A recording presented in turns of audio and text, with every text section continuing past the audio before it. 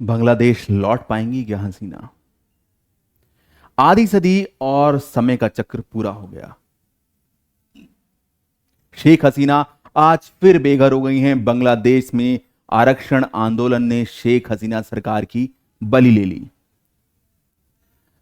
प्रधानमंत्री को जान बचाने के लिए देश छोड़कर भागना पड़ा और भारत ने फिर एक बार अपनी दोस्ती निभाई और उनको सेफ पैसेज दिया भारत में लैंड करने के लिए। भारत के गाजियाबाद जिले के जो एयरफोर्स स्टेशन पर इनके हवाई जहाज को लैंड करने की अनुमति दी। प्रधानमंत्री आवास में अराजकता का माहौल है। बांग्लादेश के लोग वहां से फर्नीचर एवं अन्य सामान कंधों पर उठाकर ले जा रहे हैं। सबसे दुखद तस्वीर अगर देखने को मिली है तो वो है शेख मुजीब उर रहमान की मूर्ति तोड़ी जाने की है। करीब 50 वर्ष पहले सैन्य तख्ता पलट में इसी मुजीब उर रहमान समेत उनके परिवार के 18 सदस्यों की हत्या कर दी गई थी। मुजीब की दो बेटियां शेख हसीना, शेख रियाना ही बच पाई थी और वो भी भारत की मदद से।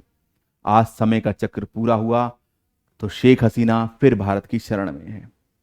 1975 में उनके पिता और बांग्लादेश के तत्कालीन प्रधानमंत्री शेख मुजीब उर रहमान की हत्या के बाद भारत ने शेख हसीना को शरण दी थी।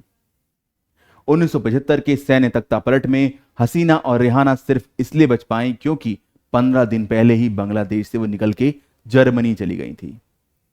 हसीना के पति न्यूक्लियर साइंटिस्ट थे और जर्मनी में ही रहते थे। 30 जुलाई 1975 की वो तारीख थी जब हसीना अपने पिता से आखिरी बार मिल पाई थी। 2 हफ्ते बाद 15 अगस्त 1975 को हसीना को पता चला कि सैन्य तख्तापलट में उनकी पिता की हत्या हो गई है। लेकिन उन्हें तब तक ये नहीं पता था कि पिता की ही नहीं बल्कि उनके पूरे परिवार को खत्म किया जा चुका है। भारत की प्रधानमंत्री श्रीमती इंदिरा गांधी को मुजीब परिवार की दोनों बेटियों की चिंता हुई। उन्होंने जर्मनी में अपने राजदूत हुमायूं रशीद चौधरी को हसीना के पास भेजा। हसीना की इंदिरा गांधी से बात हुई। उन्होंने भारत में शरण लेने का फैसला किया। फिर प्लानिंग होती है।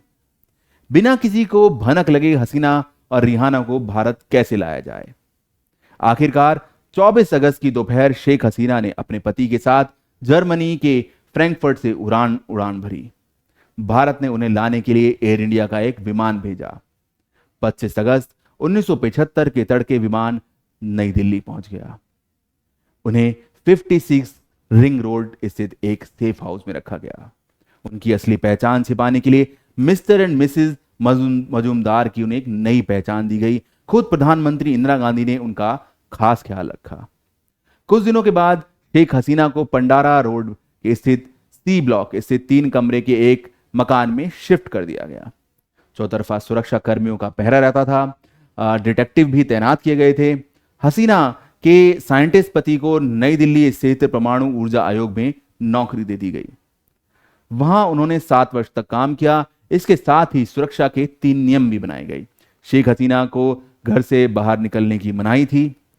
उन्हें किसी को अपनी पहचान नहीं बतानी थी। दिल्ली में किसी से उन्हें संपर्क नहीं रखना था। इंदिरा गांधी ने प्रणब मुखर्जी को शेख हसीना की जिम्मेवारी सौंपी थी। प्रणब मुखर्जी ने हसीना के गार्जियन की भूमिका निभाने में कोई कोताही नहीं बरती। हसीना भी प्रणब दा नहीं उनके पूरे परिवार में घुल मिल गई थी। हसीना के बेटे जॉय और प्रणब दा के बेटे अभिजीत में गहरी दोस्ती हो गई। प्रणब दा की पत्नी ने हसीना का खास ख्याल रखा और जब प्रणब दा की पत्नी 2015 में उनका निधन हुआ तो शेख हसीना तुरंत दिल्ली पहुंच गई थी। 50 वर्ष पहले जर्मनी से दिल्ली आई हसीना को 6 साल भारत में गुजारने पड़े। वो 17 मई 1981 में अपने वतन बांग्लादेश लौट पाई। इस बार बांग्लादेश में सैन्य तख्तापलट नहीं हुआ है और ना ही हसीना के परिवार को कोई नुकसान पहुंचा है। लेकिन आरक्षण आंदोलन की आड़ में हसीना और उनकी पार्टी अवामी लीग के साथ उनको कुचलने की साजिश की गई है। वह 1975 के आघात जैसा ही है। हसीना आज फिर बेघर है। ईश्वर जाने इस बार दिल्ली कब तक उन्हें अपने आगोश में रख पाती है। हसीना का नसीब जाने वो कब इस बार वतन लौट पाएंगी।